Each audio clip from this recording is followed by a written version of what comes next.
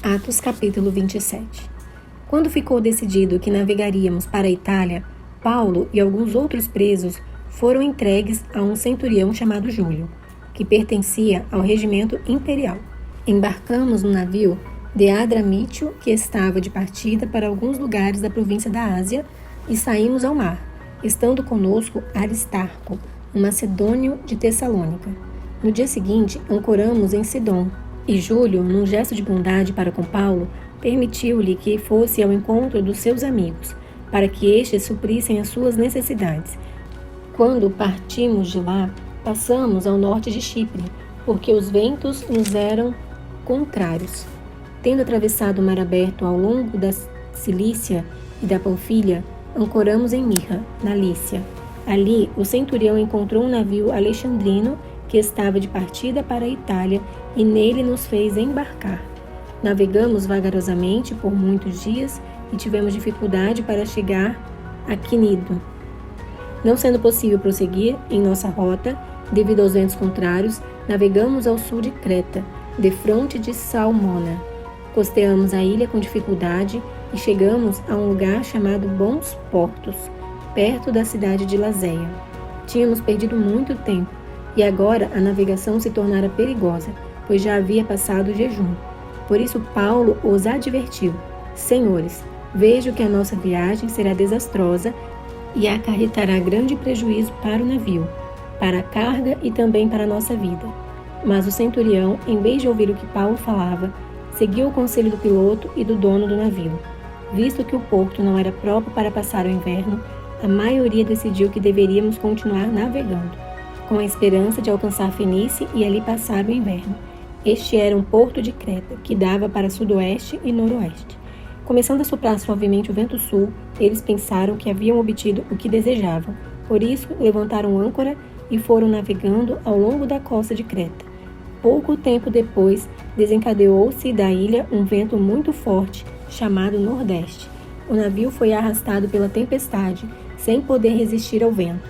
Assim, cessamos as manobras e ficamos à deriva, passando ao sul de uma pequena ilha chamada Clauda. Foi com dificuldade que conseguimos recolher o barco salva-vidas. Levantando-o, lançaram mão de todos os meios para reforçar o navio com cordas, e temendo que ele encalhasse nos bancos de areia de Sirte, baixaram as velas e deixaram o navio à deriva. No dia seguinte, sendo violentamente castigados pela tempestade, começaram a lançar fora a carga. No terceiro dia, lançaram fora, com as próprias mãos, a armação do navio, não aparecendo nem sol nem estrelas por muitos dias, e continuando a abater-se sobre nós grande tempestade, finalmente perdemos toda a esperança de salvamento. Visto que os homens tinham passado muito tempo sem comer, Paulo levantou-se diante deles e disse: Os senhores deviam ter aceitado o meu conselho de não partir de Creta, pois assim teriam evitado este dano e prejuízo. Mas agora recomendo-lhes que tenham coragem, pois nenhum de vocês perderá a vida, apenas o navio será destruído. Pois ontem à noite apareceu-me um anjo do Deus a quem pertenço e a quem adoro, dizendo-me: Paulo, não tenha medo, é preciso que você compareça perante César. Deus, por sua graça, deu-lhe a vida de todos os que estão navegando com você. Assim, tenham ânimo, senhores, creio em Deus que acontecerá do modo como me foi dito. Devemos ser arrastados para alguma ilha. Na 14ª noite, ainda estavam sendo levados de um lado para o outro no mar Adriático, quando, por volta da meia-noite, os marinheiros imaginaram que estávamos próximos da terra. Lançando a sonda, verificaram que a profundidade era de 37 metros. Pouco tempo depois, lançaram novamente a sonda e encontraram 27 metros. Temendo que fôssemos jogados contra as pedras, lançaram 4 âncoras da popa e faziam preces para que amanhecesse o dia. Tentando escapar do navio, os marinheiros baixaram o barco salva-vidas ao mar, a pretexto de lançar âncoras da proa. Então Paulo disse ao centurião e aos soldados: Se estes homens não ficarem no navio, vocês não poderão salvar-se. Com isso, os soldados cortaram as cordas que prendiam o barco salva-vidas e o deixaram cair. Pouco antes do amanhecer, Paulo insistia que todos se alimentassem, dizendo: Hoje faz 14 dias que vocês têm estado em vigília constante, sem nada comer. Agora eu os aconselho a comerem algo, pois só assim poderão sobreviver. Nenhum de vocês perderá um fio de cabelo sequer. Tendo dito isso, tomou pão e deu graças a Deus diante de todos. Então partiu e começou a comer. Todos se reanimaram e também comeram algo. Estavam a bordo 276 pessoas.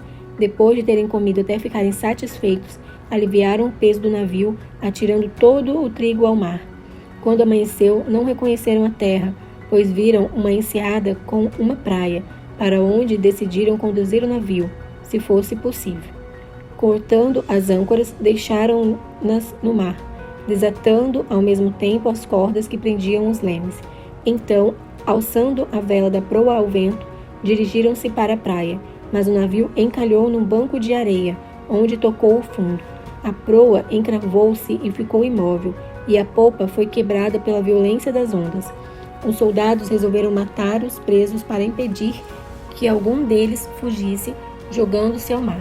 Mas o centurião queria poupar a vida de Paulo e os impediu de executar o plano. Então ordenou aos que sabiam nadar que se lançassem primeiro ao mar em direção à terra. Os outros teriam que salvar-se em tábuas ou em pedaços do navio. Dessa forma, todos chegaram a salvo em terra.